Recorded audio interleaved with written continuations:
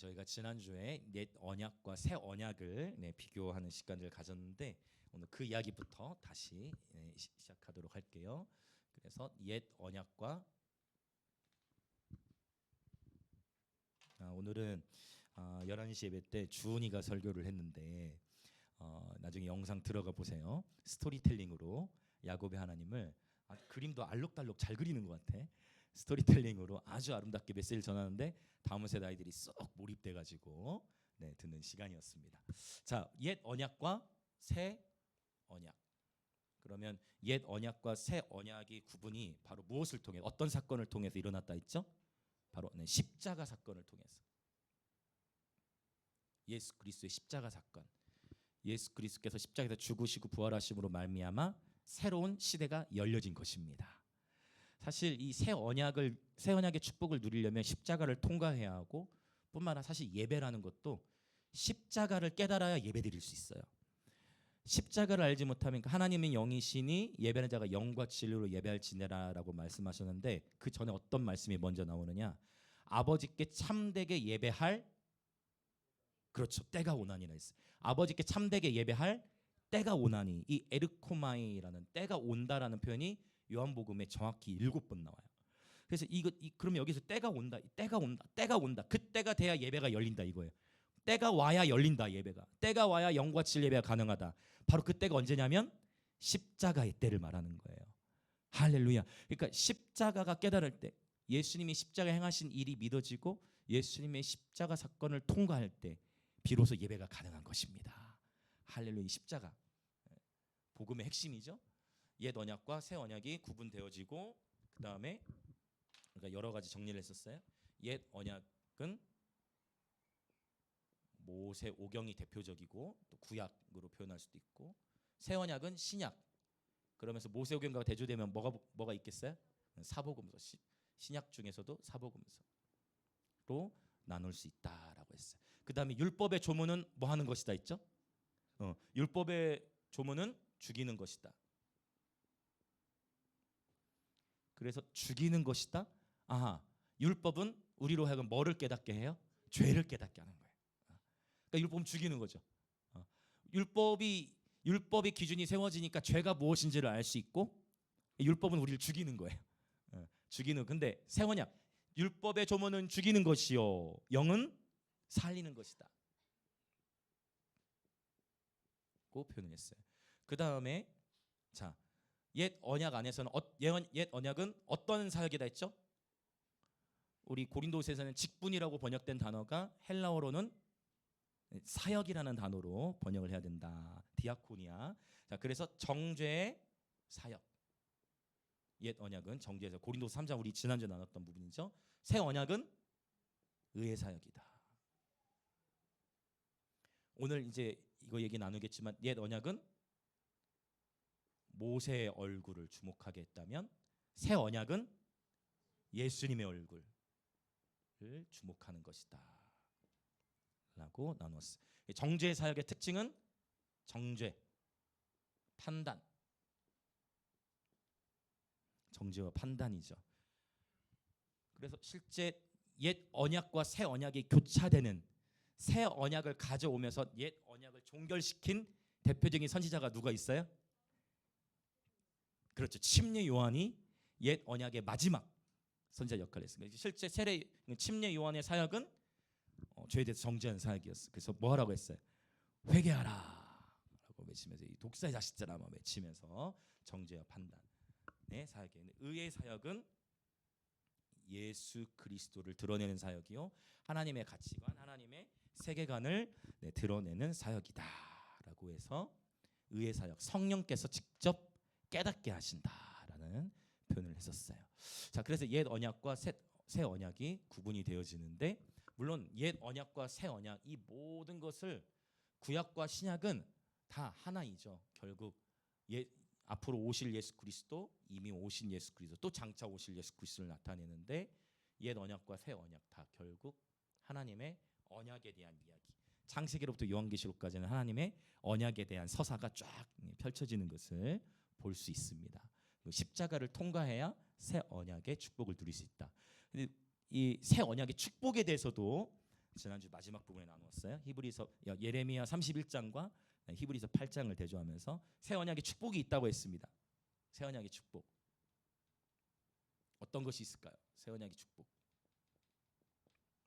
먼저 옛 언약 하에서는 하나님의 법이 어디에 기록이 됐어요? 돌판에 기록이 됐지만 새 언약의 시대에는 하나님의 법이 어디에 기록이 된다고요? 우리의 생각에 두고 그다음에 우리의 마음에 기록된다 했어요. 하나님의 법이 마음에 새겨짐. 여기서 새긴다는 것은 칼로 자국을 내다, 칼로 긋는 거예요. 없어지다. 하나님의 법이 저와 여러분의 영의 신비에 새겨지시길 축복합니다. 얼마나 큰 축복이. 그러면 새겨졌기 때문에 언제든 기억할 수 있고 생각할 수 있고 위기의 때 그 말씀이 뽀글뽀글 올라와서, 그러니까 기도할 때도, 그러니까 말씀과 기도는 다 중요한데 기도를 올바르게 하려면 말씀이 풍성해야 돼요. 아멘. 그러니까 그렇지, 하나님의 말씀으로 채워져 있지 않으면 그 기도라는 것이 내가 원하는 것을 구하는 방향으로. 오늘 박영희 선생님이 대표기도 가운데 굉장히 오늘 말씀에 연결되는 부분, 우상에 대한 부분, 깨트리는 부분에 대해서 같이 선포해 주셨는데 성령께서 하나로 지금 연결시켜 주신 것 같아요. 그래서 말씀이 풍성히 거하고 하나님을 알 때 기도를 올바르게 할 수 있다. 기도를 올바르게 하는 것도 굉장히 중요한데 그러려면 바로 말씀이 새겨져야 된다. 이 새 언약의 축복이라는 거예요. 두 번째 축복이 있어요. 히브리서 8장에 나왔었던 거. 어떤 축복이 있을까요? 저 친구가 수시로 땡을 해주네. 어떤 축복이 있을까요? 자, 나는 너희의 하나님이 되고 너희는 나의 백성이 되리라 라는 이 축복은 뭐냐면 하나님과 하나님 백성과의 특별한 관계를 말하는데 이것은 바로 하나님의 보호. 하나님이 우리의 왕이시기 때문에 우리를 보호하시는 거예요. 하나님과 같은 왕이 없습니다. 세상의 군왕은요, 저마다의 드러나지 않는 자리에서든 세상의 군왕은 다 저마다의 명예를 위해 또 저마다의 어떤 다 그런 드러나지 않는 그 수많은 일들 속에서 일들을 도모하지만 온 우주 열방 가운데 가장 완벽하신 왕이자 백성을 위해 죽을 수 있는 그 공양 희생을 이미 보이신 바로 우리 주 예수 그리스도만의 왕이심을 선포합니다. 하나님의 특별한 보호를 새 언약의 시대에는 받게 된다. 실제 이 새 언약의 축복을 누리는, 그러니까 하나님께서 이방의 민족들을 심판하실 때 하나님의 백성들은 보호하시는 것을 우리는 보게 되어져요. 자, 그다음에 세 번째 특징이 있으니 그것은 뭐냐면 공동체 축복이 임하는데 이 새 언약을 받아들인 공동체가 어떻게 되느냐? 오늘 그러고 보니까 하민이가 제일 막내였는데 하민이랑 박영희 선생님 같이 나오셨는데 작은 자로부터 하여 가장 어린 아이로부터 하여 어른에 이르기까지 공동체 전체가 어떤 축복을 누려요? 하나님을 알아요. 작은 자로부터 하여 어른에 이르기까지 공동체 안의 모든 세대가 하나님을 알게 되는 거예요. 이것만큼 귀한 축복이 어디 있겠어요? 영원한 생명은 유일하신 참 하나님과 그분이신 예수 그리스도를 아는 것인데 그 영원한 생명을 새 언약 축복을 누리는 공동체가 함께 받게 되는 것입니다. 그 다음에 이 4번이 결정적으로 옛 언약과 새 언약, 왜냐하면 이제 우리가 이 언약에 대해서 얘기를 하자면 보면은 옛 언약 시대에 살았는데 새 언약의 축복을 누리며 살아간 예배자들이 있다는 거예요. 다윗과 같은 경우 대표적이죠. 옛 언약의 시대에 살았는데 새 언약의 축복을 누리며 사는 거예요. 제사장들이 법궤 앞에서 예배드리게 해.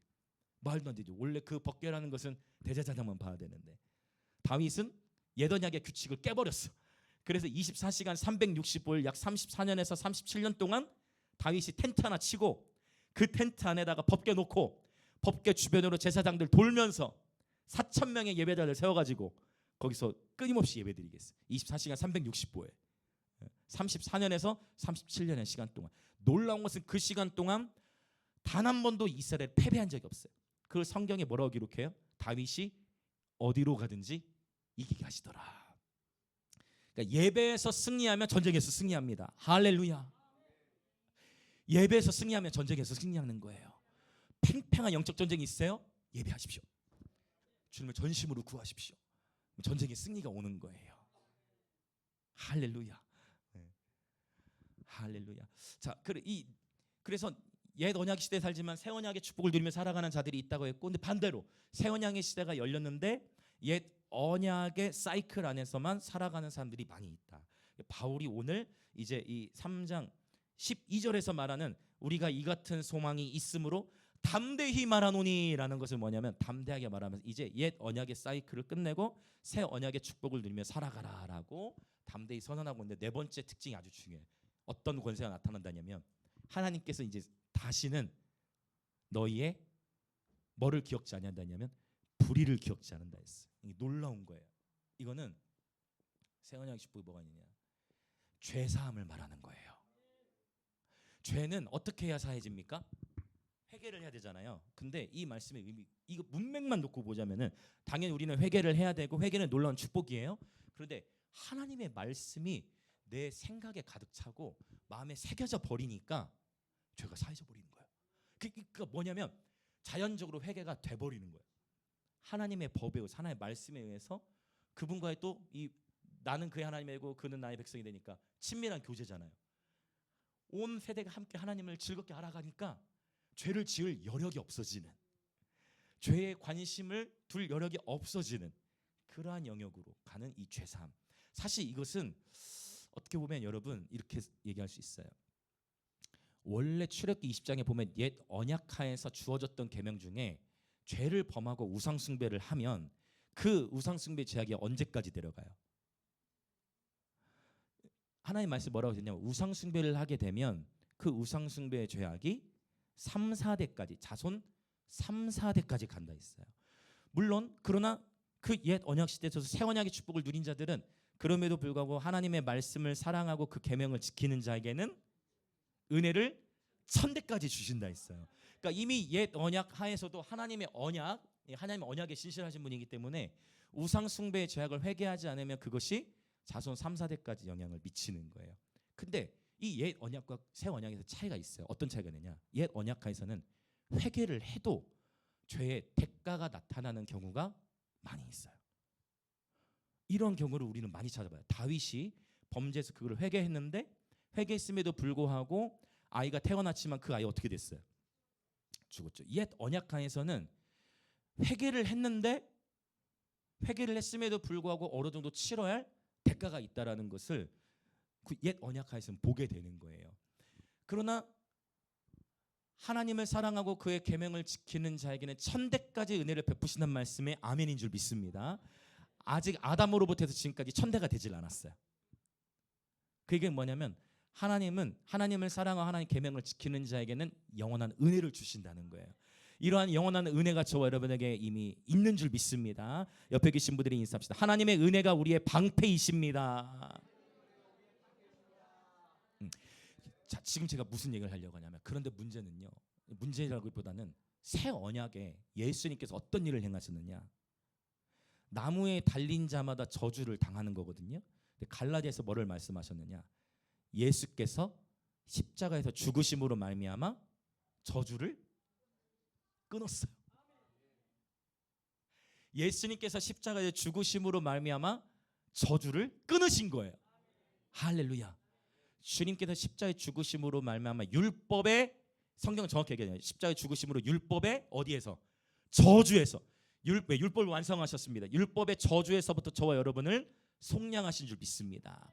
이 새 언약하에서는, 새 언약의 시대 안에서는 회개한 죄에 대하여 하나님 어떻게 하신다?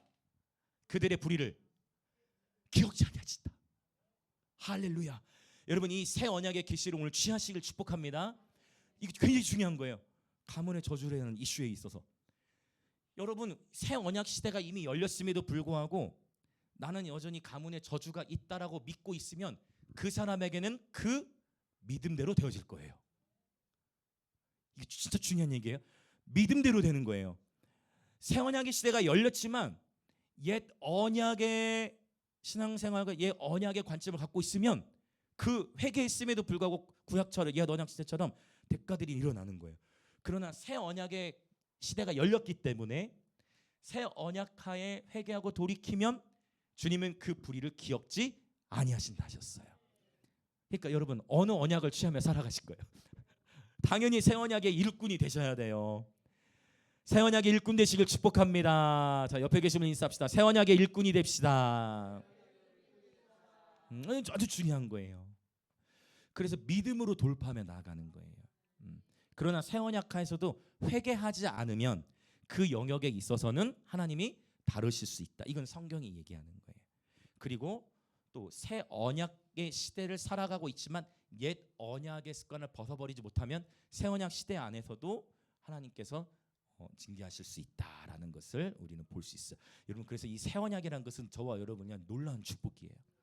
예수님이 십자가에서 이루신 일이라는 것은, 그래서 오늘 또 그 찬양하는데 저는 이런 가사 너무 좋은 것 같아. 예수님의 그 모든 것은 아름다우세요. 예수님의 그 모든 것은 사랑스러우십니다. 그분이 하신 모든 일들은 옳으세요. 그래서 십자가를 주장하는 자마다 살아나는 역사가 일어나는 거예요. 살아나는 거예요. 그러니까 율법 하에서는 끊임없이 뭐밖에 안 돼요? 여기를 못 벗어나요. 죽는 것밖에는 벗어날 수가 없어. 계속 죽어야 돼요. 이 죄를 스스로 극복이 안 되니까. 근데 십자가를 통과하니까, 예수님의 얼굴을 주목하니까 거기서 살아나기 시작하는데, 여러분 정말 다시 한번 축복합니다. 이 새 언약의 축복을 날마다 누리며 살아가시길 축복합니다. 저와 여러분의 모든 가문을 예수께서 십자가의 죽으심으로 말미암아 율법의 저주에서부터 속량하셨음을 선포합니다. 그래서 회개를 한번 정확하게 하시고, 또 그래도 찝찝하면 한번 다 기도하세요. 하나님, 왜냐면 저희 증조 할머니께서도 사실 무당이셨어요. 근데 사실 족보를 한번 파고 들어가 보세요. 저와 여러분 가문 중에 무당 아니었던 사람 있습니까? 대부분 한둘은 걸려요. 맞지 않습니까? 어쩔 수가. 우리는 다 샤머니즘과 유교적인, 특히 샤머니즘 쪽에서 다 자라왔기 때문에 외가든 친가든 어느 쪽으로 가면은 다 한둘은 걸릴 수가 있어요. 그러나 여러분, 하나님께서 저와 여러분 보호하시는 거예요.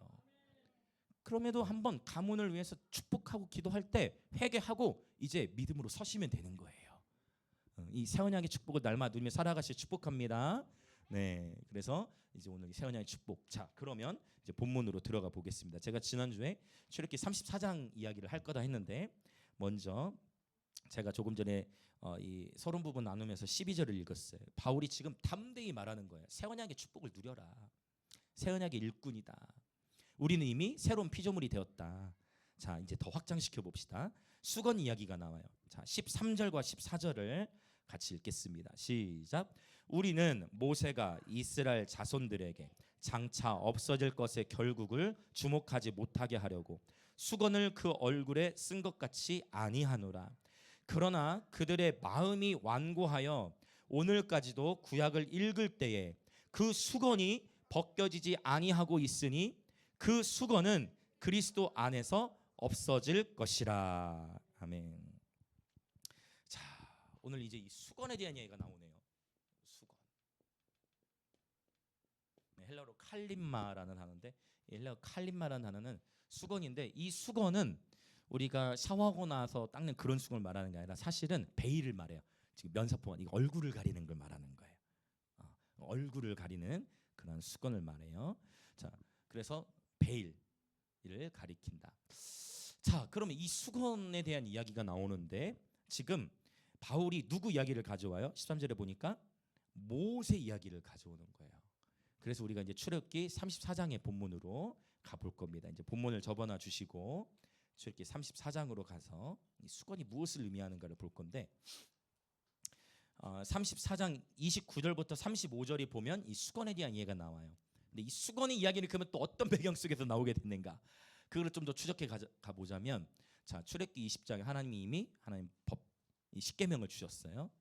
그래서 사실 하나님께서 먼저 모세에게 하나님 먼저 법을 주셨을 때는 하나님이 직접 돌판도 준비하셨고, 그 돌판에 하나님이 기록하셔서 하나님의 법을 전수해 주셨는데, 모세가 그 하나님과의 40일 금식했죠. 40일 동안 교제하면서 하나님의 계시를 받고 있는 동안 땅에서는 어떤 일이 벌어져요?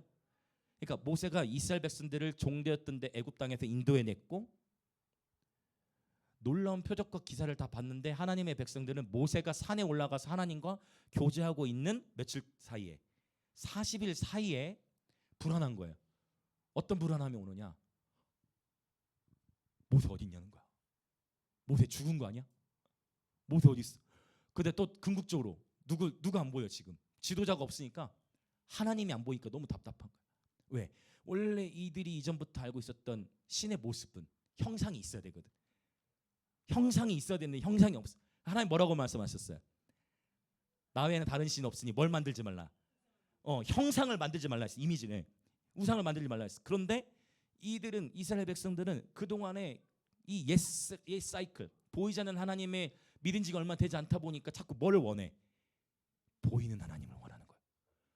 보이지 않는 하나님을 따라가는 게 놀랍게 경험하고 표적과 기사도 경험하는데, 그러니까 표적과 기사는 한계가 있다는 거예요. 반드시.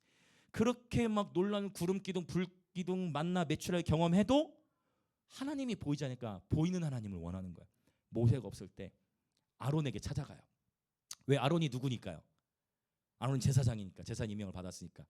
모세와 아론 누가 더 나이가 많아요? 아론이 더 형님이에요.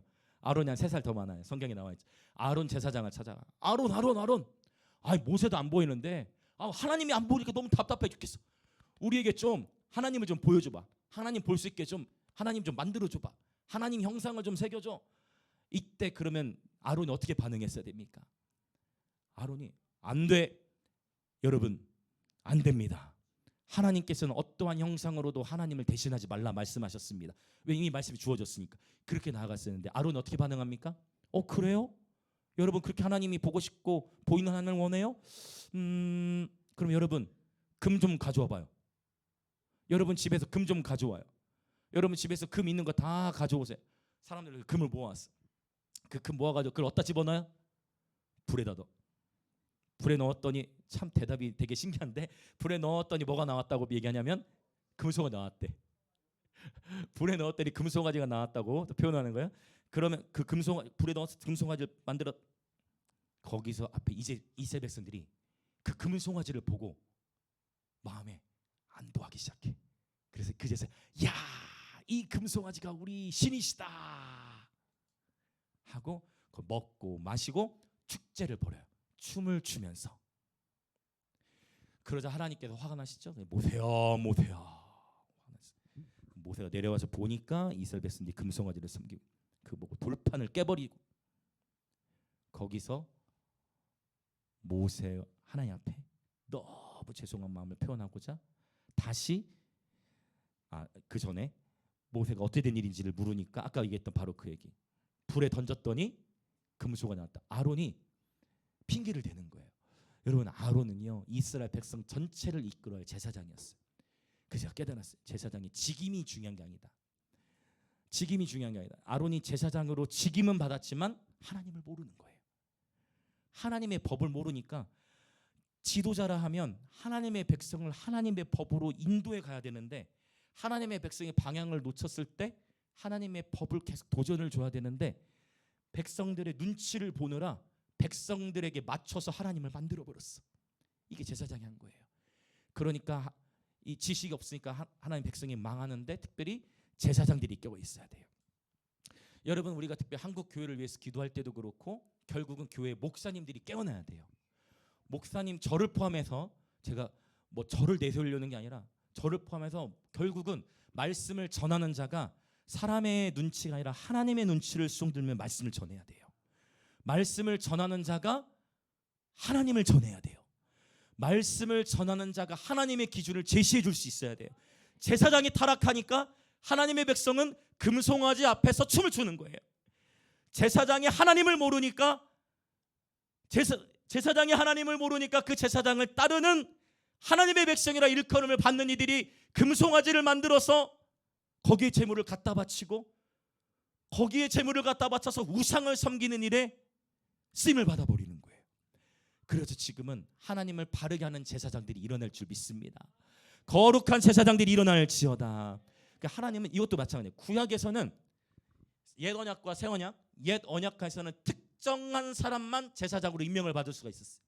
근데 신약에 와서 새 언약 시대 안에서는 하나님 뭐라고 말씀하세요? 너희가 왕 같은 제사장이다. 자, 옆에 계신 분을 향해 한번 우리 축복합시다. 당신은 왕 같은 제사장입니다.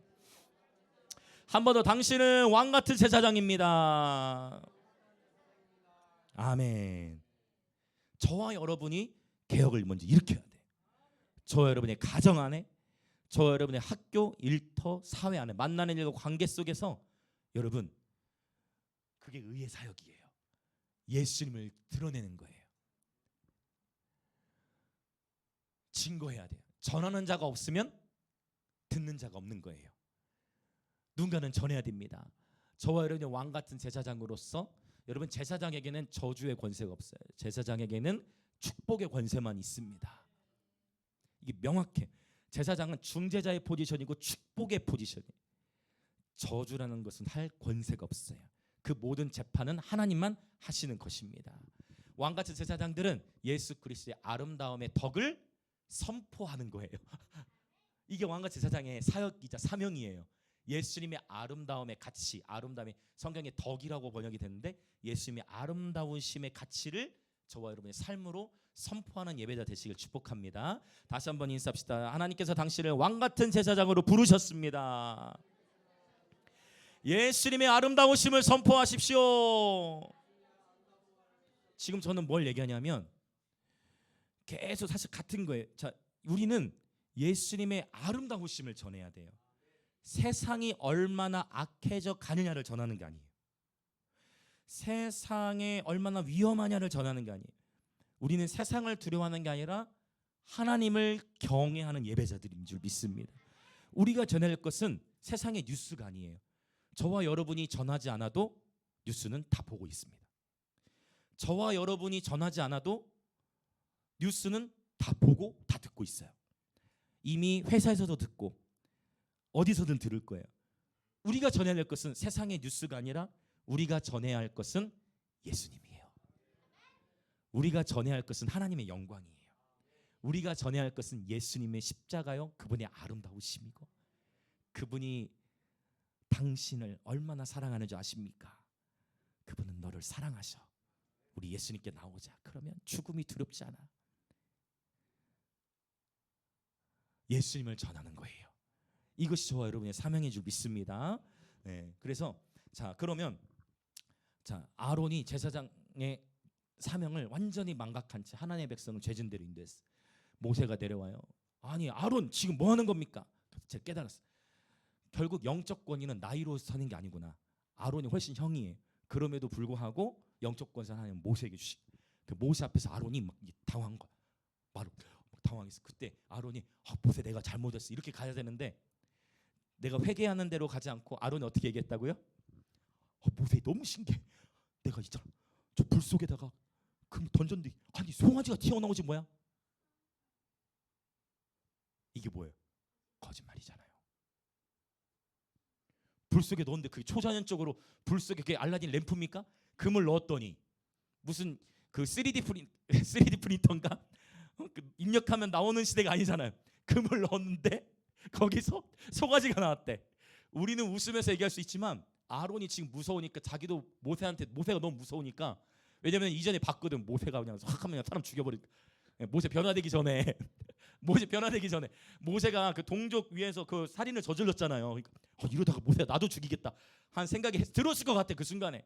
그러니까 아론이 얼마나 근데 우둔해져요. 제가 깨달았어. 두려우면 분별을 놓쳐요. 두려우면 분별을 놓쳐요. 너무 미련한 대답 아니에요? 금을 넣었는데 송아지가 나왔습니다. 두려우니까 거짓말을 하게 되고 우리 어머니들, 아버지들, 부모님들은 알아. 자녀가 지금 얘가 이게 진짜 얘기하는 게 아니라 거짓말인지 알 수가 있잖아. 알면서도 넘어가는 거지. 그런 영역이 있을 수 있잖아요. 뭐 서로 막 여기저기서 서로를 막 바라보는 것 같아. 그런 영역이 있잖아요. 근데 여러분 꼭 기억하세요. 한번 두려우면 분별을 놓쳐요. 아론이 두려우니까 분별을 놓쳐요. 이 시대를 바라보는 데 있어서도 두려우니까 하나님을 못 보는 거예요. 정사와 권세 위에서 정치형 위에서 하나님이 통치하신 것을 볼 수 있으시길 예수님을 축복해요. 한번 옆에 분들에게 또 인사해 주세요. 두려우면 분별을 놓칩니다. 기쁘면 거칠 것이 없습니다. 아멘. 기쁠 때는 이제 절제가 필요한 거겠죠. 그러나 두려우면 분별을 놓치는 거예요. 그래서 깨어 있어야 됩니다. 왜냐하면 어느 누구도 예외 없어. 선줄로 생각할 때 넘어지는 거예요. 제가 지난 목요일에 나눴나? 철로역정을 쓰신 존 번연 목사님이 어떤 얘기를 했냐면 와 너무 그게 묵상이 되는데 딱 그 주간에 제가 그걸 기억했어. 그게 뭐냐? 제가 제게 아닌 거는 제가 항상 출처를 밝혀요. 존 번연 목사님 뭐라고 하셨냐면 엎드린 자는 넘어지지 않습니다 했어요.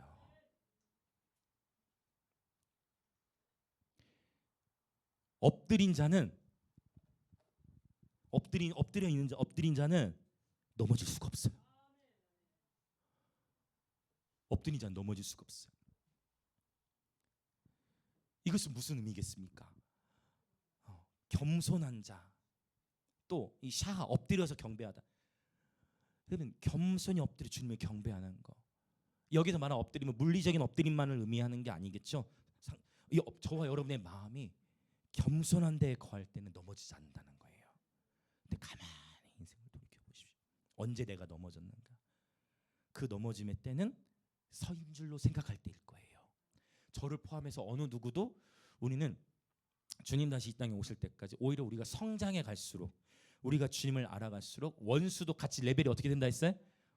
절대 우리가 성장한다고 해서 원수가 약해지는 게 아니다. 우리가 성장할수록 나의 레벨에 맞는 원수가 무대 세팅이 된다. 내가 주님을 알아갈수록 원수도 공격이 더 거세지기 때문에 더 깨어 있어야 한다. 우리가 성장해가고 성숙해 갈수록 더 엎드려야 되는 거예요. 아예 일어나지 마십시오. 아예 엎드려 계세요.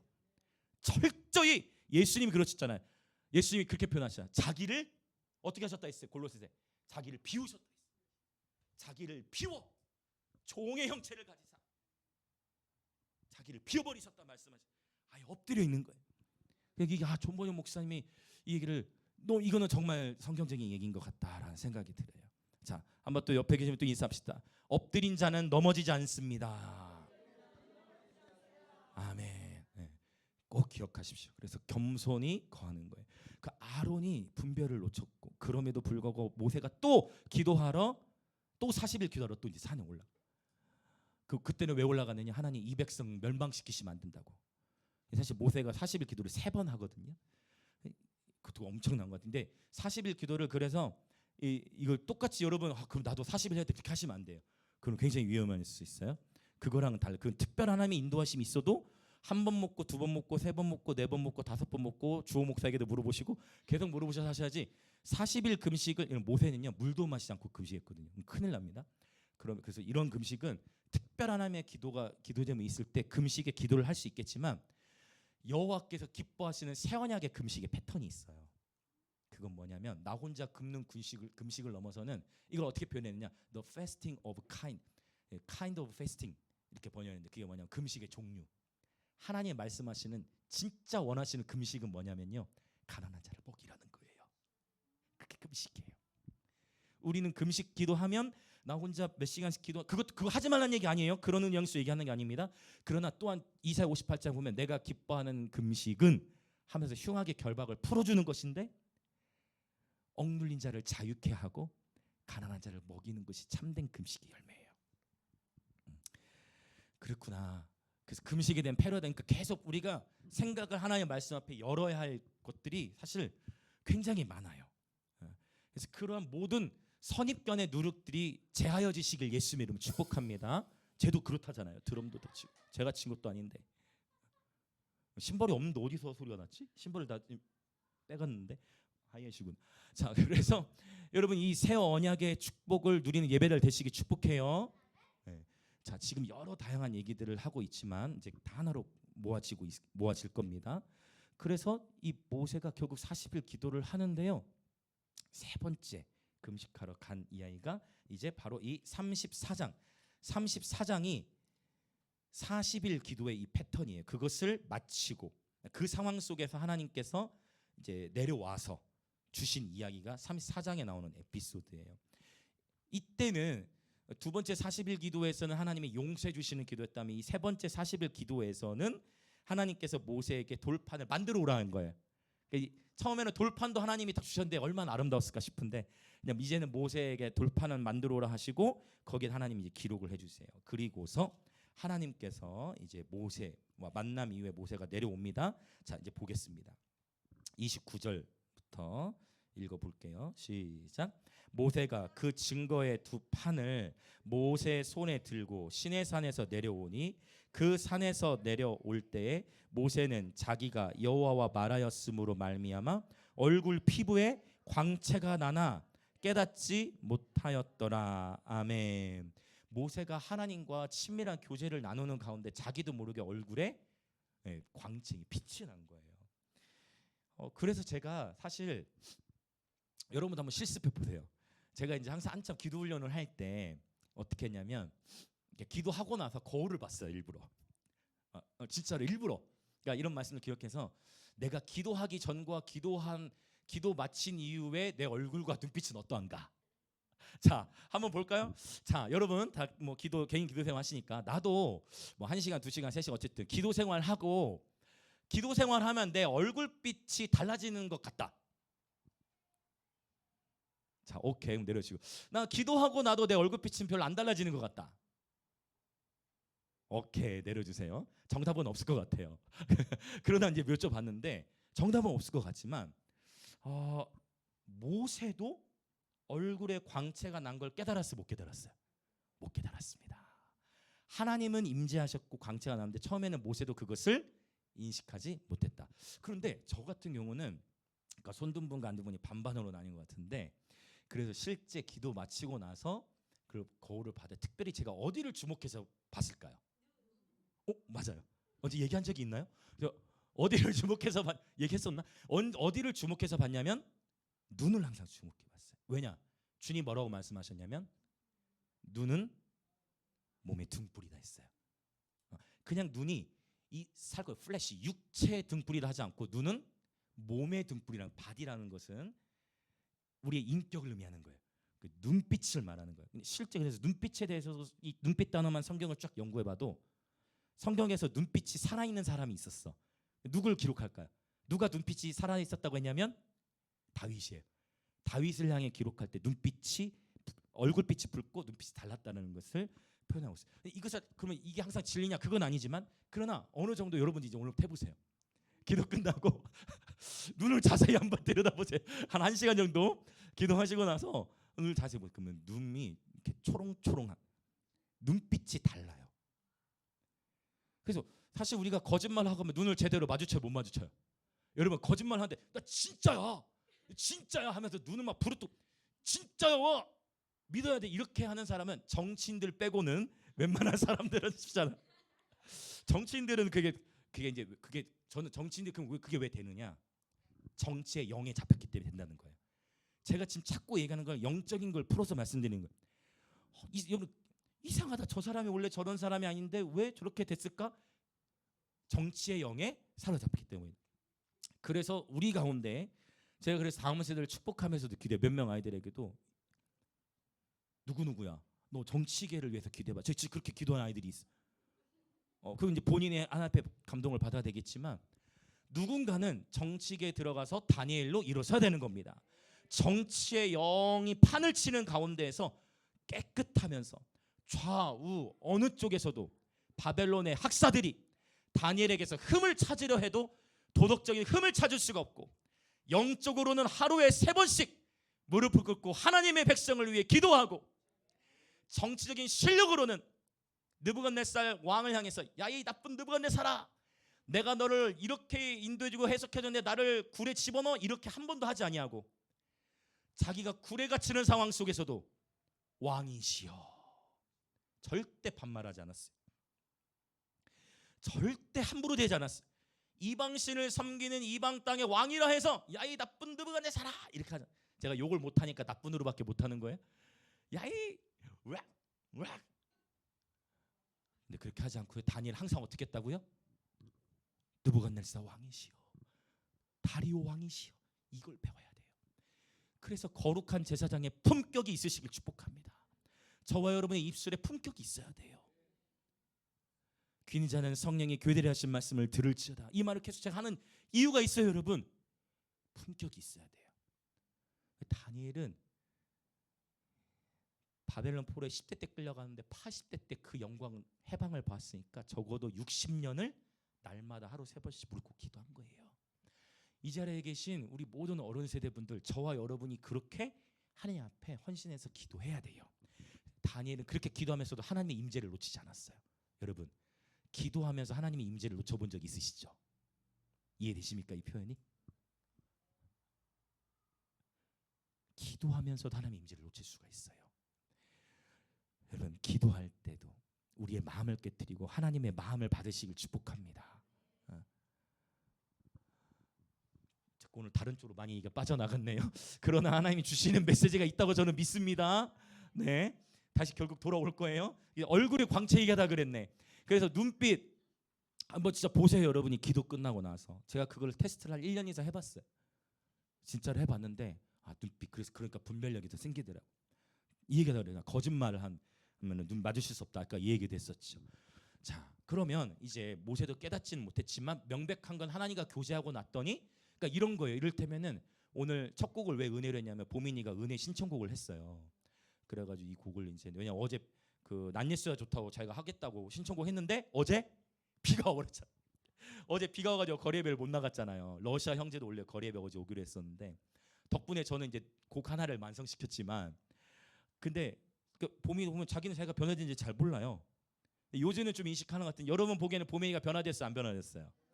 보민이 얼굴 살짝 뒤로 한 번만 돌려줘봐라. 여러분 솔직하게 보민이 얼굴에 빛이 납니까 안 납니까? 과거의 얼굴을 예쁘죠? 과거의 얼굴을 여러분이 못 보셔서 그래요. 보민이, 우리 보민이 얼마나 사랑스러운 줄 예배자로 지어져 가니까. 이 변화라는 것도 오늘 제가 마지막 부분이 18절 설명드릴 건데, 하나님은 문법적인 형태 하나조차도 우연히 기록하지 않으셨어요. 변화되어 가는 거예요. 하나님이 하시는 거예요. 하나님이 하시는 거예요. 자, 광채가 나는 거. 하나님과 교제하니까 막 모세도 막 영성이 하나님과 관계 안에서 기쁨이 충만해. 근데 제가 말씀드렸죠. 우리가 이거 착각하면 안 되는 게 뭐냐면, 제가 이걸 거룩에 대해 얘기한 적이 있어요. 나 혼자만 산에서 나 혼자만 기도한다고 거룩의 근국이 되지 않는다 있죠. 기억하십니까? 그러면 모세는 아니 목사님 말하고 틀리잖아요.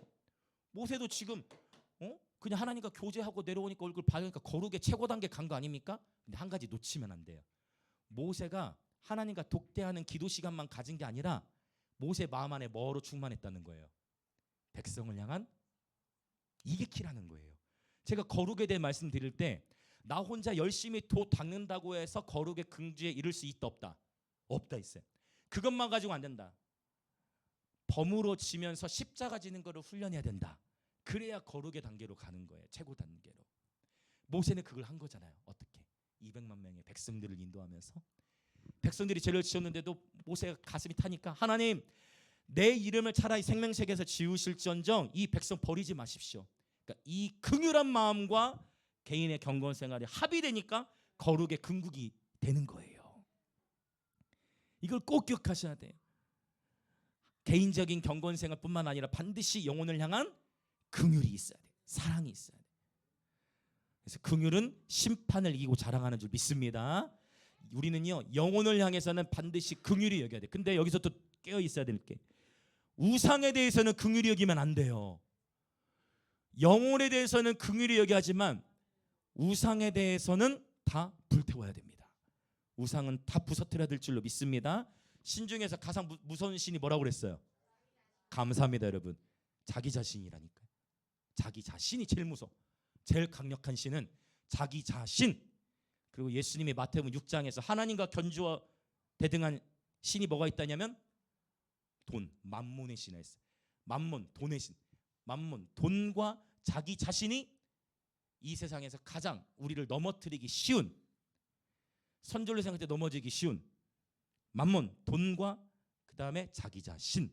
물론 여기에 더하면 이제 이생의 자랑, 육신의 종, 안목의 정욕해서 여러 요인들로 가겠지만 결국 여러분 늘 깨어 계시길 축복합니다. 선절로 생각할 때 넘어진 줄 믿습니다. 자, 계속 더 나갈게요. 출애굽기 34장 지금 나누고 있어요. 광채가 납니다. 30절 시작. 아론과 온 이스라엘 모세를 볼 때 모세의 얼굴 피부에 광채가 남을 보고 그에게 가까이 하기를 두려워하더니. 아멘. 모세는 깨닫지 못할 수 있지만 주변의 사람들은 보고 있는 거예요. 그 하나님의 영광을. 자, 그래서 근데 여기 보면 모세 얼굴에 막 영광스러운 빛이 나니까 하나님의 백성들이 이야 빛이 난다 하고 기뻐만 하는 게 아니라 어떠한 감정을 느끼고 있어요? 그게 가까이 하기를 두려워하고 있어요. 이게 이제 수건에 대해 해석하면서 중요한 키가 되는 단서예요. 자, 분명히 모세의 얼굴에 하나님의 영광이 임했고 광채가 나는데 그에게 가까이 와, 저 사람은 모세 하나님의 영광이 있다, 모세 곁으로 가자, 이게 아니라 모세에게 하나님의 영광이 임한 걸 알았는데 모세에 가까이 가는 게 아니라 모세로부터 어느 정도의 거리를 둬. 왜? 뭐가 두려운 거죠? 뭐가 두려운 걸까요? 그렇죠. 죄악에 들어갈까 봐. 또 맞아요. 죄악에 들어갈까 봐. 결국 죽음이 두려운 거예요. 죄가 있는 상태에서 하나님의 영광과의 대면이 이러는 우리 안에 뭔가 죽으니까 그 두려움이 있는 거예요. 두려움이 엄습한 거예요. 그래서 깨닫는 게 되게 많은 것 같아요. 여러분, 하나님의 영광을 사모하십니까? 아, 이건 굉장한 여러분 믿음의 고백인 거예요. 여러분 정말 하나님의 영광을 사모하십니까? 그럼 우리 안에 무언가가 죽어야 돼요. 자기 자신이 죽어야 돼. 그리고 예수로만 살기로 결단하셔야 돼. 그러면 문제될 게 없어. 근데 문제는 뭐냐? 결단은 하는데, 결단은 하지만 정작 그 자기 자신을 파괴시키는 데에는 처절한 아픔이 있거든요. 그렇잖아요.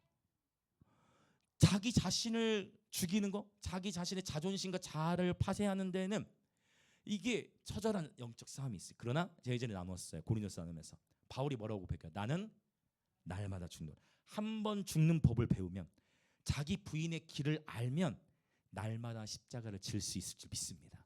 그래서 날마다 선택의 기로에서 예수님이라면 어떻게 하셨을까?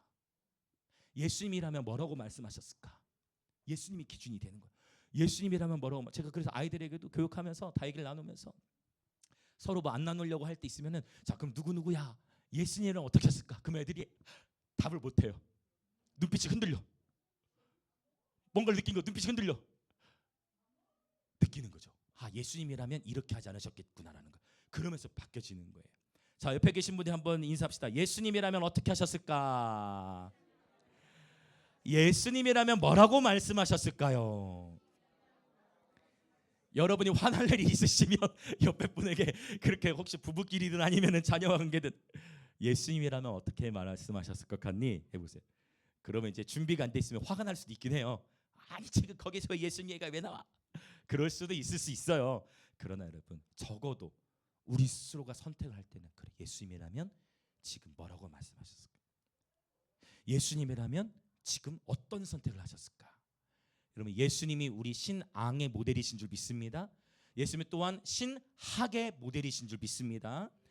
그러니까 여러분, 생각보다 하나님의 영광에 가까이 나아가기를 원하는 사람이 적어요. 많은 사람은 적당히 신앙생활을 하기를 원해요. 많은 사람은 그냥 적당히, 뭐 이것을 우리는 뭐 썬데이 크리스천이라고 표현할 수도 있고, 우리는 그냥 적당히, 우리는 그냥 적당히 적당한 선에서 이렇게 하나님과 관계를 갖기 맺는 사람이 생각보다 더 많다. 그것이 사실은 더 다수라는 것을 알 수 있어요.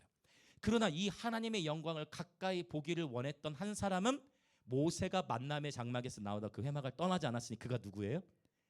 그가 여호수아죠. 아, 그렇구나. 하나님의 영광에 가까이 나오기를 원하는 자는 소수구나. 지금 우리는 다수입니까? 소수입니까? 창조적인 소수죠. 그러나 이곳에 하나님의 임재가 있죠.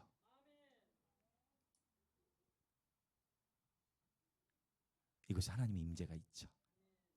그분의 생명이 운행하시죠. 그것으로 여호와 우리 목자이시니 우리가 부족함이 없습니다.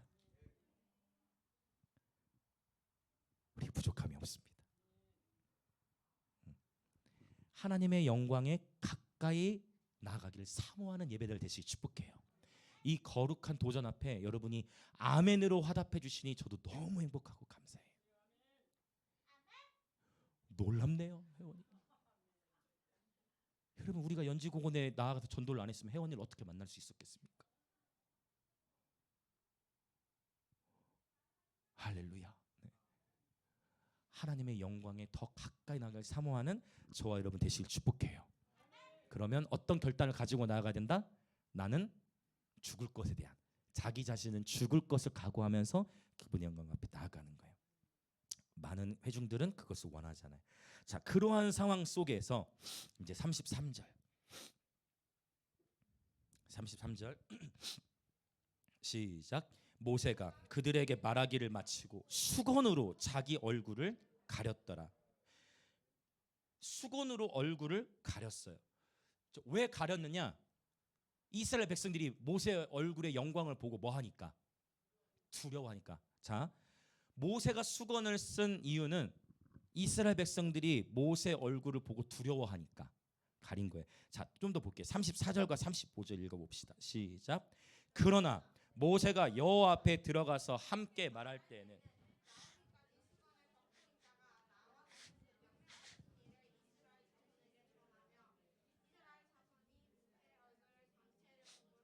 모세가 여호와께 다시 수건으로 자기 얼굴을 가렸더라.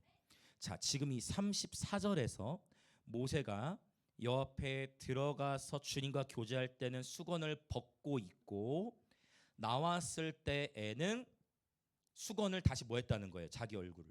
수건으로 자기 얼굴을 가렸더라라는 표현을, 이게 히브리어 문법적으로는 미완료 형태라는 걸 쓰는데, 그 미완료 형태라는 건 뭐냐면 히브리어에서 미완료 형태라는 거는 반복된 동작을 의미해요. 그러니까 완료되지 않은 거라는 거예요. 이해되세요? 그래서 반복되는 거예요. 그러니까 뭐가 반복되는 거예요? 모세가 하나님 만나러 들어갈 때는 수건을 벗어 주님과 교제를 나눠. 근데 하나님과 교제 마치고 이스라엘 백성 나올 때는 이스라엘 백성이 모세에게 임한 하나님의 영광을 보고 두려워하니까 수건을 덮어. 이것을 한 번이 아니라 계속 반복했다라는 거예요. 이해되시죠? 자, 그러면 모세가 이 수건을 쓴 이유는 무엇이에요?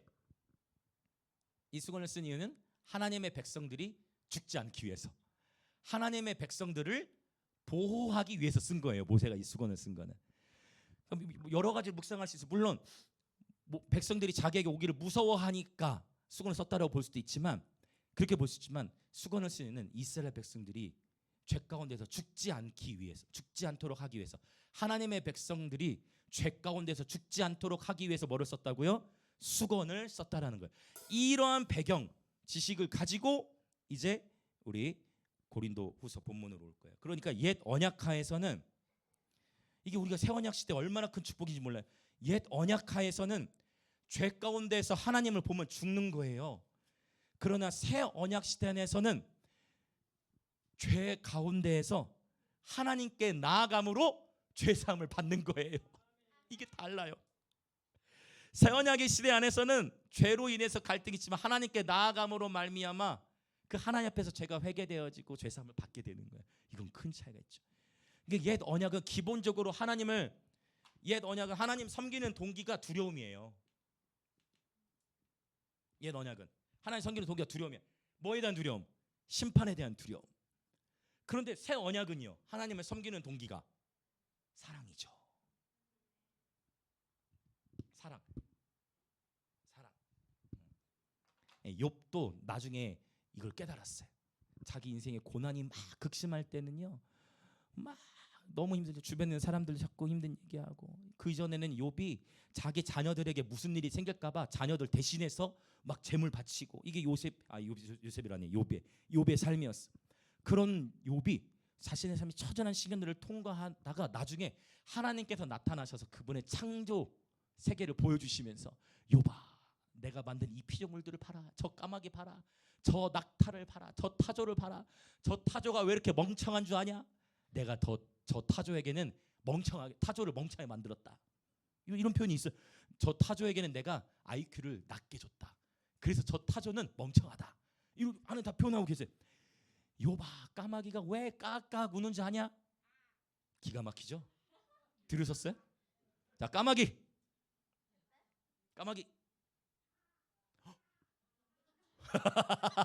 애들도 다 듣고 있다는 얘기예요. 저기서도 애들이 안 듣는 것 같아요. 다 들어요.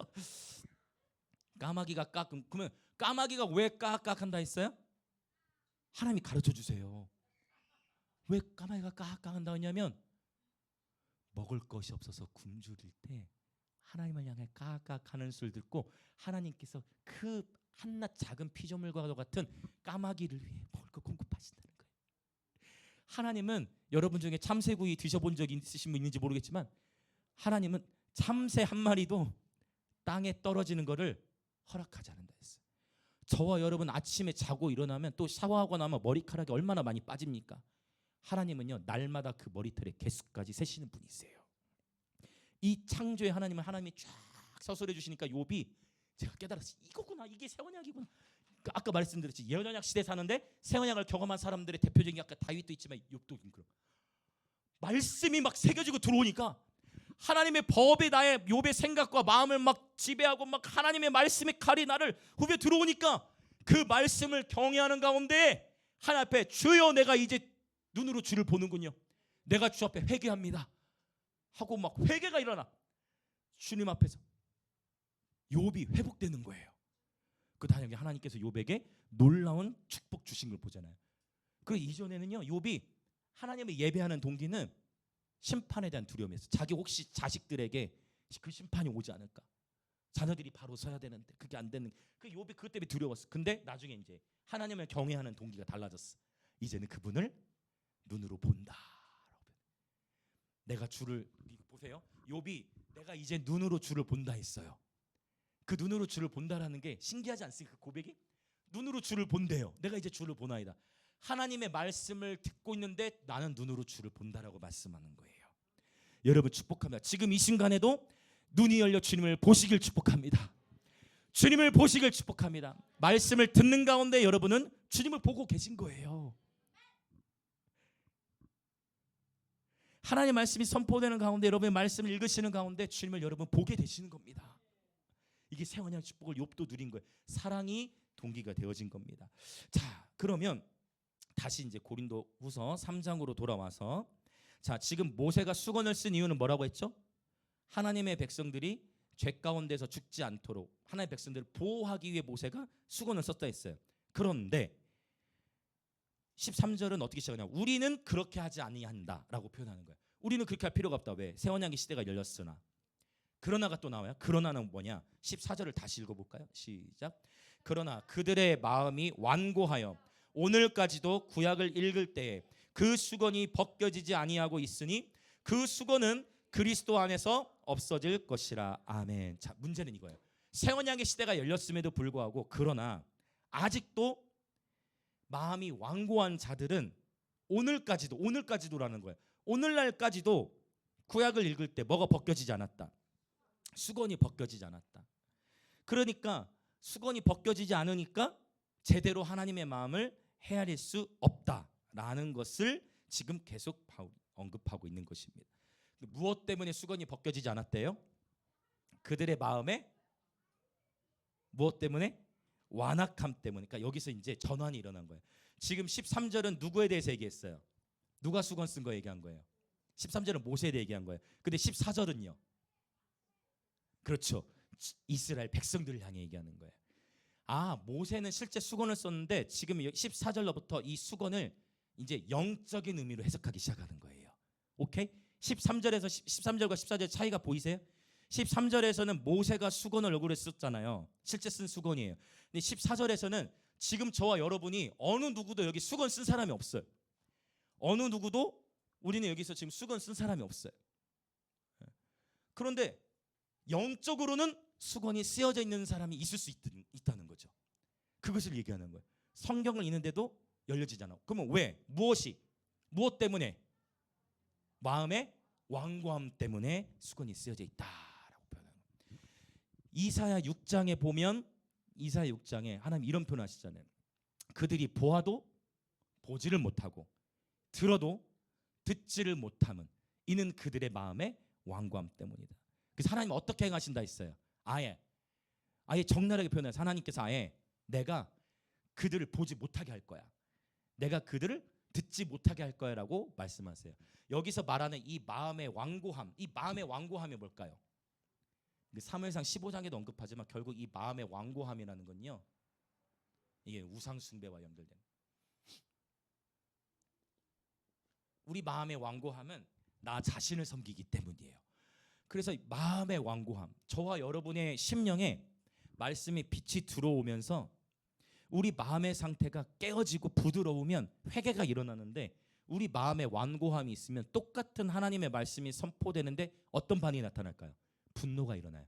이걸 어디서 볼 수 있냐? 사도행전에 보면 분명히 사도들이 성령에 충만해가지고 막 베드로나 스데반이 막 성령에 충만해가지고 말씀을 선포하는데, 와, 우리 마음에 찔린다. 우리 어떻게 해야 되냐? 우리 어떻게 해야 됩니까? 가로되 주 예수를 믿으라. 그러면서 너희가 회개하여 각각 예수 그리스도의 침례를 받고 죄사함을 받으십시오. 그러면 성령의 선물을 받을 것입니다. 그러니까 그때 성령의 충만한 가운데 선포된 말씀을 들었던 무리들이 마음에 찔려가지고 말씀의 칼에 찔린 거예요. 그러니까 거기서 막 3천 명이 하루에 침례를 받는 거예요.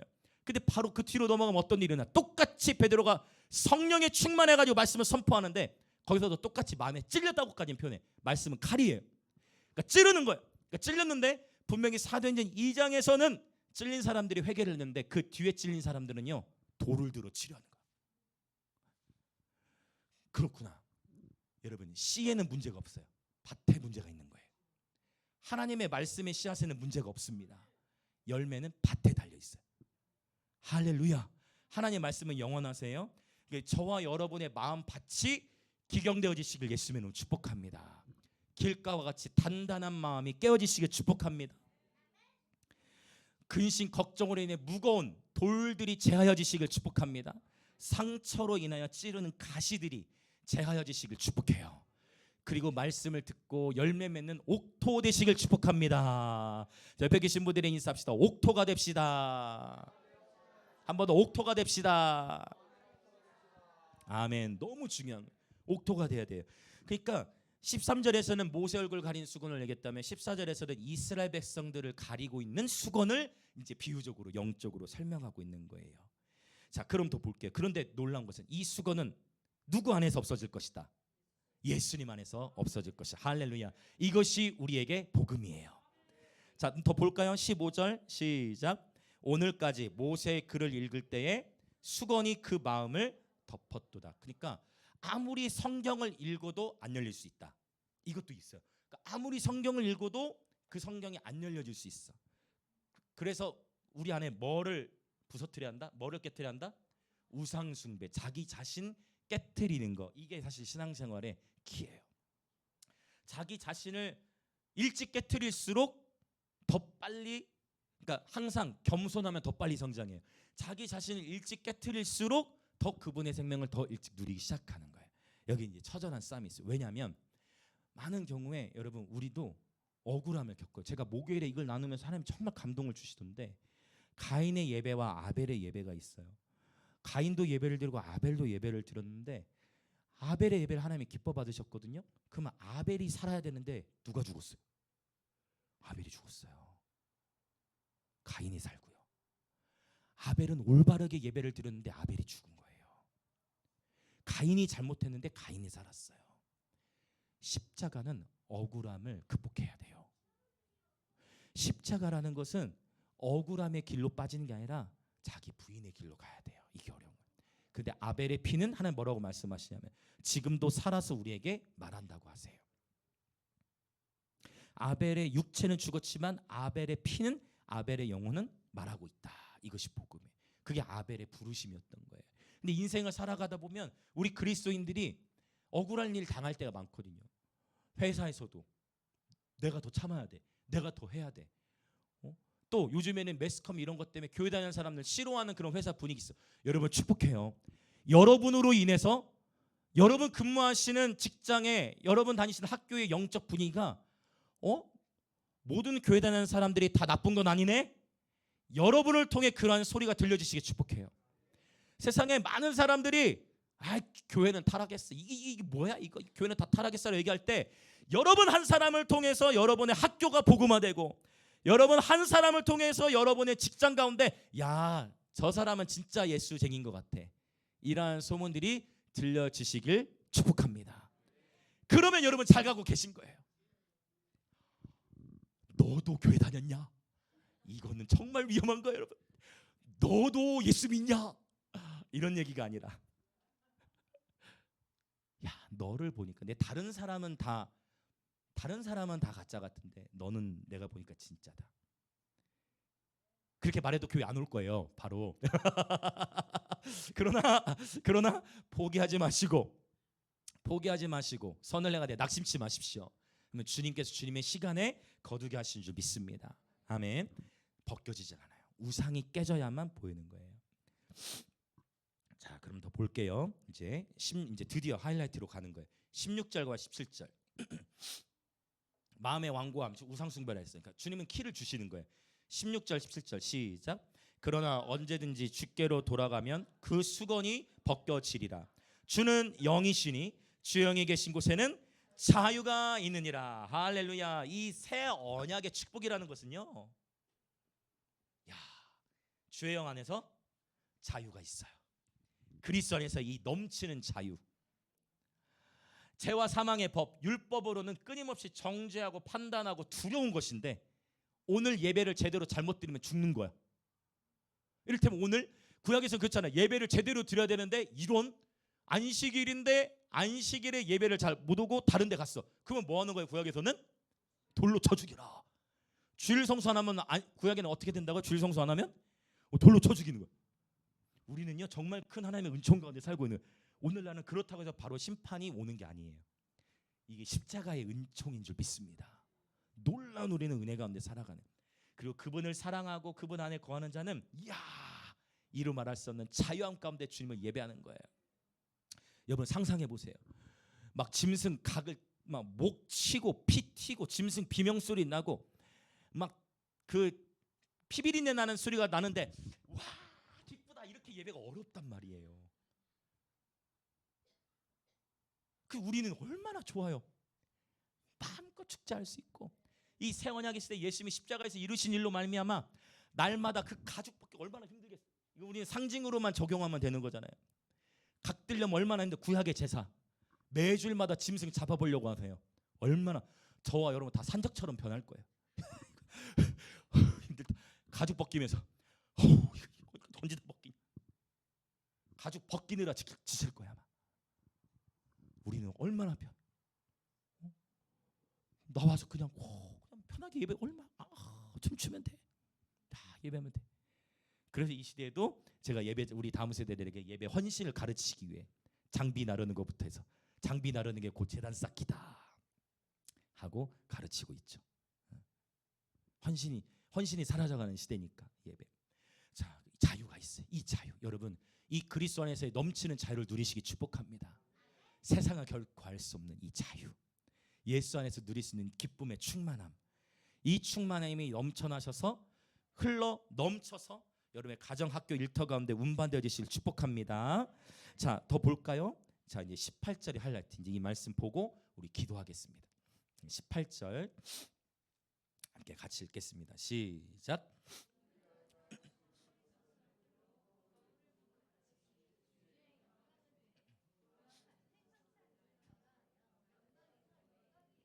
곧 주의 영으로 말미암음이니라. 아멘. 자, 먼저 일단 이 우상 숭배가 깨져야 되는데 순서가 있어. 영적인 순서. 새 언약의 축복을 날마다 누리며 살아가는 열쇠. 먼저 16절에 보면 언제든지 뭐 하면요, 언제든지 주께로 돌아가면, 이 단어 흥미롭잖아요. 어떻습니까? 주께로 돌아가면, 이 단어는요, 이것을 히브리어는 어떤 단어와 연결되느냐, 슈브와 연결되는 거예요. 슈브라는 단어는 돌아가다는 의미거든요. 그럼 돌아간다는 의미가 어떤 의미가 있냐면 회개하다예요. 회개라는 단어는 돌아가는 거예요. 누구에게로? 여호와께로. 그러니까 주님으로부터 틀어져 있는 방향이 주께로 돌이켜지는 거. 그게 이게 깨달아지죠. 말씀이 새겨지니까 하나님 저 잘못했습니다 보다 더 높은 차원의 제사함의 역사가 나타난다는 게 이런 거예요. 입술로 회개하는 차원이 아니라, 그러니까 오히려 이스라엘 백성들이 구약에 이렇게 제사를 드려도 야, 이 백성들이 입술로는 나를 공경하는데 그들의 마음은 내게서 멀다. 다 공연하고 있다. 다 쇼하고 있다. 입술로는 나를 사랑한다는데 그들의 마음은 내게서 멀다. 그냥 죽기 싫으니까, 심판받기 싫으니까 그냥 예배드리는 거지, 나를 사랑해서 예배드리는 게 아니다. 그들의 마음은 내게서 멀다. 이걸 하나님이 계속 책망하시잖아요. 하나님께서 돌이키라는 거, 말씀이 새겨지기 시작하니까 돌이켜지는데 언제든지 주께로 돌아가면 여러분 축복합니다. 회개는 축복이에요. 그래서 회개하면, 우리의 삶의 주께로 돌이켜지면 그때 뭐가 벗겨져요? 자, 이제 보세요. 그러면 이제 수건이 벗겨져요. 제가 뭐를 말씀드리려고 하냐면 여기서 이 회개라는 단어는 능동태로 쓰였어요. 그리고 문법적으로는 과거 완료인데 좀 복잡할 수 있지만 일단 능동태와 수동태. 능동태는 내가 하는 거고 수동태는 당하는 거예요. 회개는 누가 해주지 않아요. 그래서 부모가 회개했다 해서 부모가 자녀를 대신 회개할 수도 없고 자녀가 부모를 대신 회개. 물론 중보 회개를 통해 하나님은 그 중보의 마음을 통해 역사하시기도 하지만 결국 이 돌이킴은 누가 스스로 해야 되는 거예요? 나 자신이 돌이켜야 되는 거예요. 그래서 능동태 내가 하는 거예요. 그런데 놀랍죠? 이 수건의 벗겨짐이라는 것은 형태가 어떻게 쓰여졌을까요? 수건의 벗겨짐은 수동태로 쓰였어요. 수동태로. 아하, 우리가 하나님께로 돌이키면 누가 이 수건을 벗기신다? 성령께서 그게 의의 사역, 성령의 사역이에요. 저와 여러분이 정직하게 우상 숭배에 회개하기만 해도, 저와 여러분이 정확하게 하나님의 말씀으로 돌아가기만 해도 자연스럽게 하나님 저에게서 수건을 벗겨주세요 하지 않아도 그 수건은 어떻게 된다? 벗겨지게 돼 있다라는 거예요. 자, 그러면 이제 더 나아가 보는 거예요. 수건이 벗겨져요. 이 18절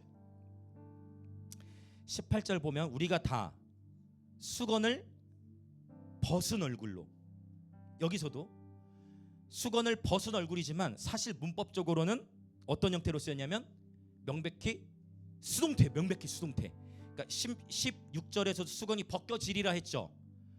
벗은 게 아니라 벗겨지리라죠. 수동태죠. 18절은 한글 번역이 약간 잘못됐다는 거예요. 수건을 벗은 얼굴이 아니라 수건이, 그렇죠, 수건이 벗겨진 얼굴이 정확한 번역이에요. 제가 성서학자니까 이건 믿으셔야 돼요. 교만해서 말씀드린 게 아니고 이건 믿으셔도 돼요. 수건이 벗겨진 얼굴을 가리키는 거예요.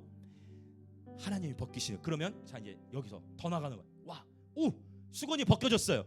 그 다음에 뭘 봐요? 거울을 보는 것 같이 주의 영광을 보매라고 했어요. 그러면 이 거울을 보는 것 같이 주의 영광을 보매가 헬라어로는 사실은 텐 독산 퀴리우 카토프 트리조메노이라는 단어를 쓰는데 이 문장인데, 그럼 이건 어떤 의미냐? 거울을 보는 것 같이 주의 영광을 보매라는 단어에서 거울을 보다가 분사 형태예요. 그러니까 영광을 보매보다 뭐가 중요하냐면 거울을 보다예요. 거울로 보는데 이 영광을 보다가 영광을 이게 목적격으로 쓰인 거예요. 좀 복잡하지만 죄송해요. 이게 그래서 좀 더 쉽게 최대한 설명을 해보려고 시도해 볼게요. 그래서 여기서 어떻게 해석이 돼야 되냐면 거울을 보는데, 문제는 여기서의 문법적인 형태는 어떻게 쓰였냐면 조금 어려우실 수 있지만 좀만 인내해 주시면 좋아요. 죄송해요. 현재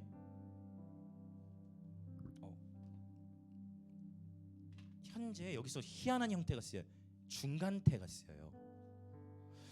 이 중간태라는, 그러니까 능동태도 아니고 수동태도 아니에요. 참 아리송하죠. 이 중간태는 어떤 의미가 담겨있냐면 재귀. 이제 영어 하시는 분들은 아마 아실 수 있는데 재귀 형태. 그래서 중간태, 재귀, 이건 뭐냐면 자기 스스로 행위를 해서 자기 스스로에게 영향을 미치는 걸 말해요. 이게 이제 재귀 형태인데 이게 중간태. 그러면 이게 무슨 의미냐? 누가 거울을 보는 거예요? 일단 내가, 여기서 한 단어를 더 넣어주면 좋아요. 스스로 거울을 보는 거예요. 자, 아리송해지죠? 자, 내가 스스로 거울을 보는데, 자, 거울을 보면 누가 보여야 돼요? 거울 보면 누가 보여야 돼요? 내가 보여잖아. 거울을 보면 내가 보여야 되는데 누가 보이는 거야? 예수님이 보이는 거예요. 거울을 보면 내가 보여야 되는데 누가 보이는 거라고요? 그게 지금 그 단어예요. 텐 독산 퀴리오. 거울을 봤는데 텐 독산 퀴리오, 주의 영광이 보이는 거예요. 이게 말이 되나? 거울을 보는데 내 모습 안에 계신 주님이 보이시는 거예요. 그러자, 자, 그럼 이제 더 나가는 거예요. 이 재귀예요. 자기 스스로 거울을 봐요. 중간태라고 했어요. 자, 그 다음에 그래서 예수님의 영광이 하나님의 영광. 이것을 고린도서 나중에 4장에서 나올 거예요. 다음 주에 예수님의 얼굴에 있는 하나님의 영광이라 했죠.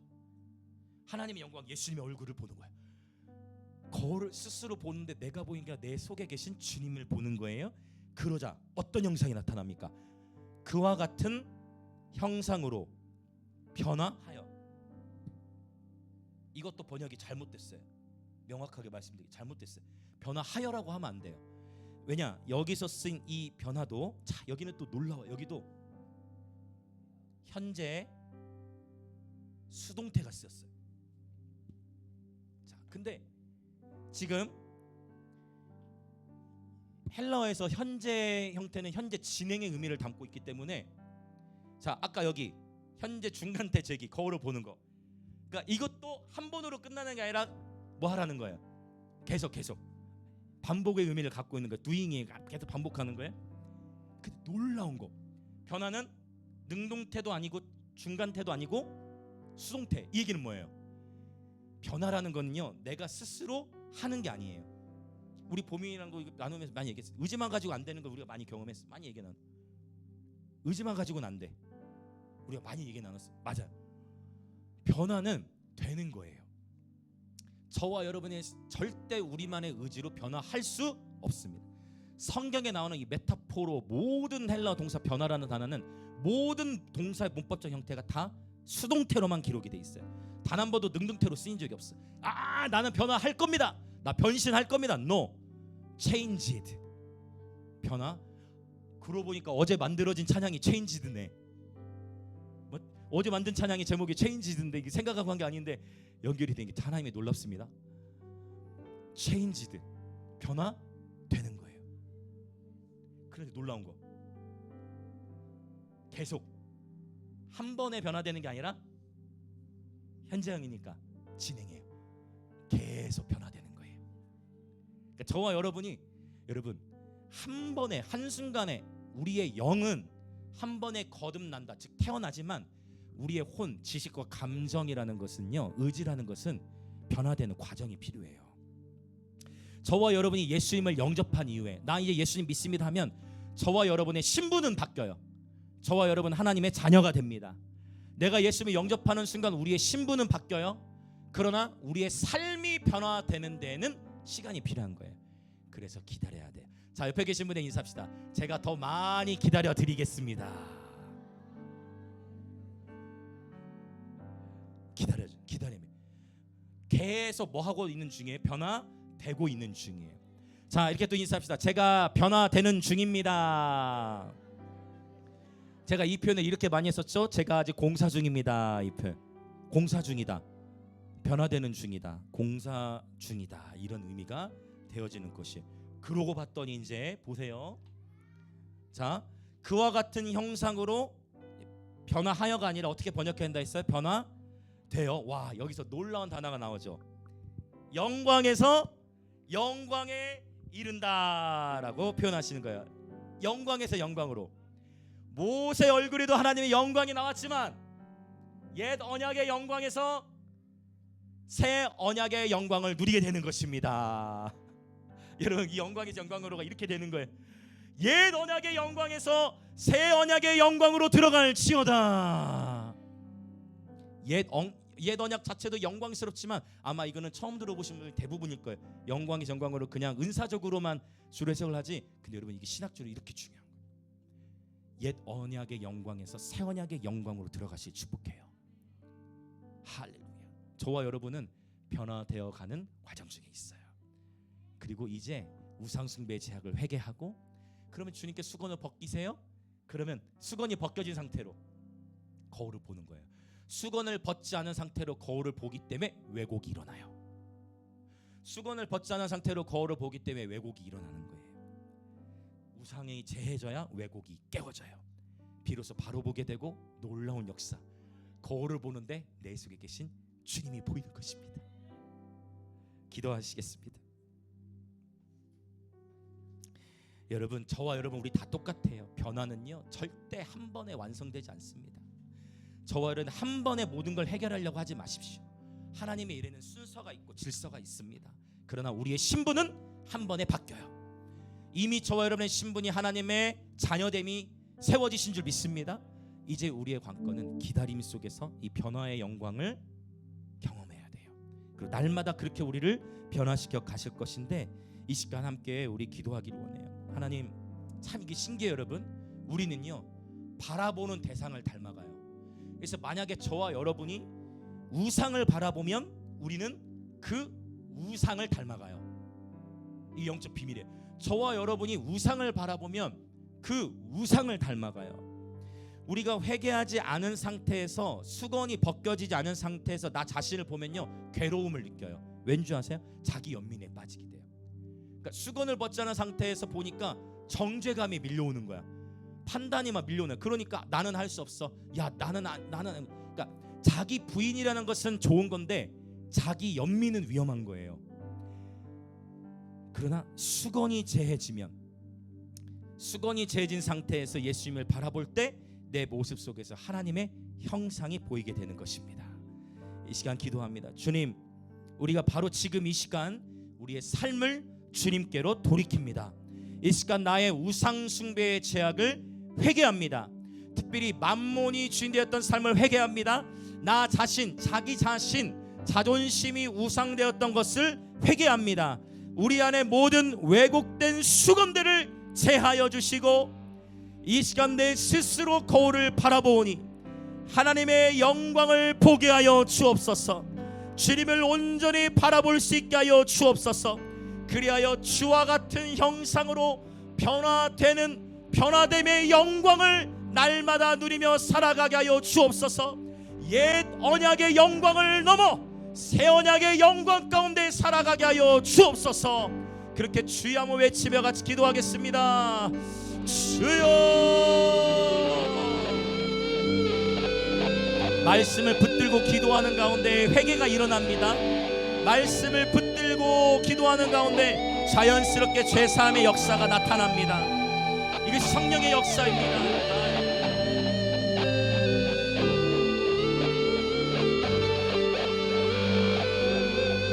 계속해서 성령 안에서 기도하며 나아갑시다. 할렐루야, 할렐루야. 예수님의 십자가를 통과한 예배자들로서, 오 주님, 이제 수건을 벗은 얼굴로 거울을 볼 때에 그 거울 속에서, 바로 그 거울 속에서 나 자신을 보는 것이 아니라 내 속에 계신 예수님을 보게 하소서. 아멘.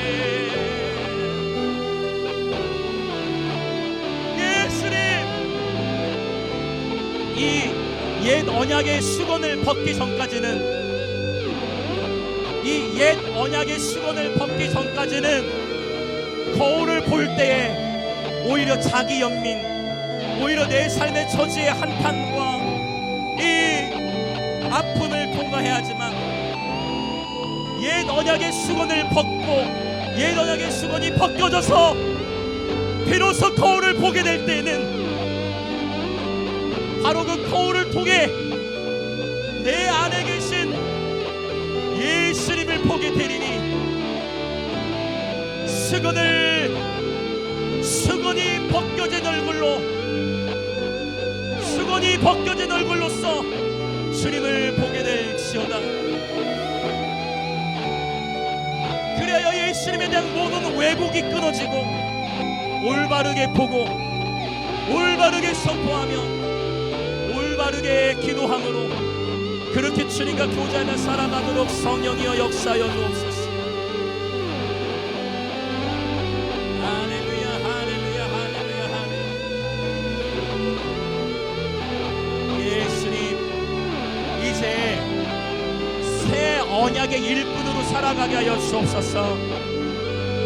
하나님의 말씀을 우리 영의 심리에 새겨 말씀으로 하여금 스스로 일하시게 하고, 죄사함의 자유함을 통하여 예수님을 증거하고 주님의 행하신 일, 주님의 아름다우심과 존귀하심을 증거하는 예배자들 되게 하여 주옵소서. 이 변화됨의 영광을 누리며 살아가게 하여 주옵소서.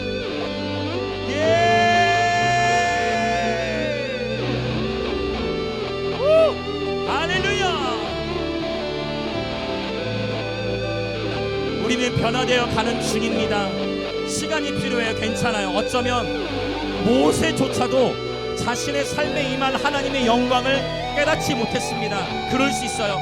걱정하지 마십시오. 느껴지지 않아도 괜찮아요. 이미 저와 여러분은 하나님의 영광에서 영광에 이르고 있고 변화되고 있는 것입니다. 저와 여러분은 이미 변화됨의 영광을 누리고 있어요. 걱정하지 마십시오. 두려워하지 마십시오. 주님께서 쉬지 않으세요. 할렐루야.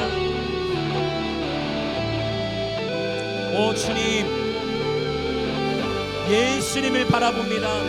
수건을 벗은 것과 같은 얼굴, 수건이 벗겨진 것과 같은 얼굴, 수건이 벗겨진 얼굴로서 거울을 볼 때에 바로 그 거울을 통해 예수님을 보게 하시니 감사합니다. 할렐루야.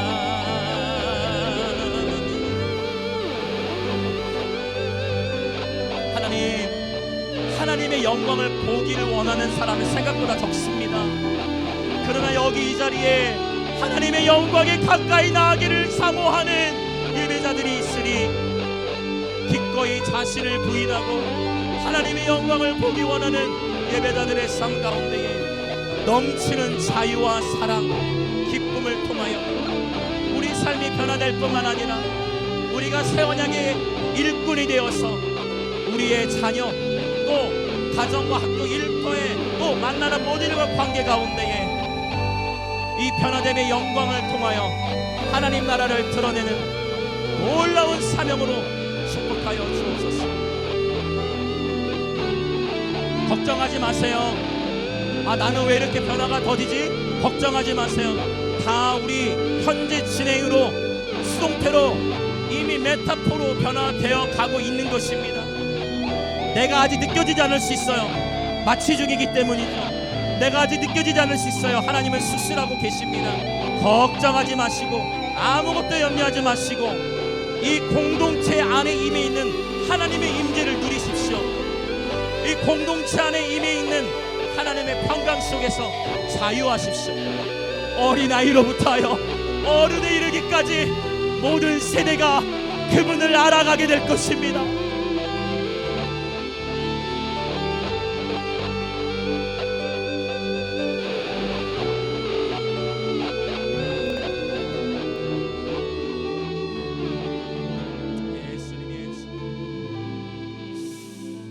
오 성령님,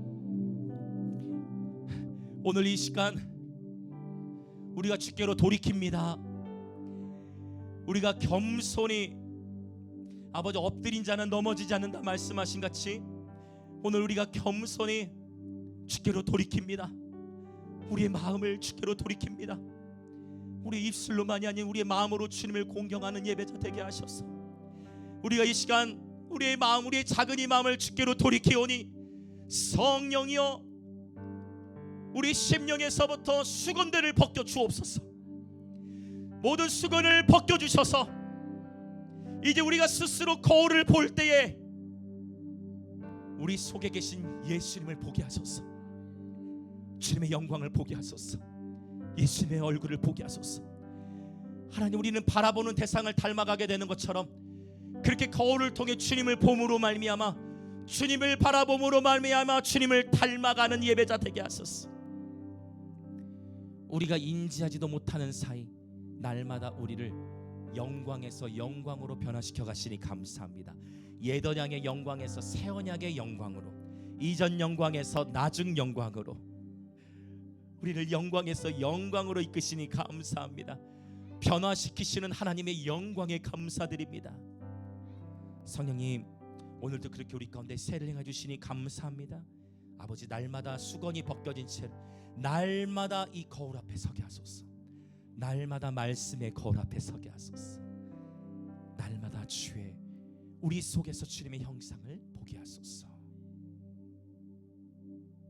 아버지, 오늘 또 주 앞에 기쁨으로 예물을 드린 모든 지체들을 위해 하늘의 신령한 복과 땅의 기름진 복으로 축복하여 주시고 주의 몸된 교회는 아버지 특별히 이 도시적인 사역, 또 예배 앨범 사역, 또 대한민국과 열방을 섬기는 예배 사역, 우리의 모든 예배가 온전히 선교로 연결될 수 있도록 재정의 기름을 부어 주옵소서.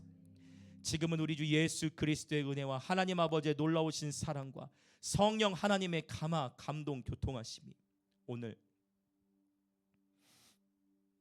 우리 마음의 완고함으로 말미암아 수건을 벗지 않았던 행위에서부터 돌이켜 우리 안에 만몬과 자기 자신과 그 모든 우상 숭배의 죄악을 회개하고, 그로 말미암아 주께서 우리의 얼굴에서부터 수건을 벗겨주시고 그 상태에서 우리가 스스로 거울을 보는 것 같이 거울을 볼 때에 그 거울 속에 비치는 내 모습 안에 있는 하나님의 영광, 예수님의 얼굴을 보게 하여 주옵소서.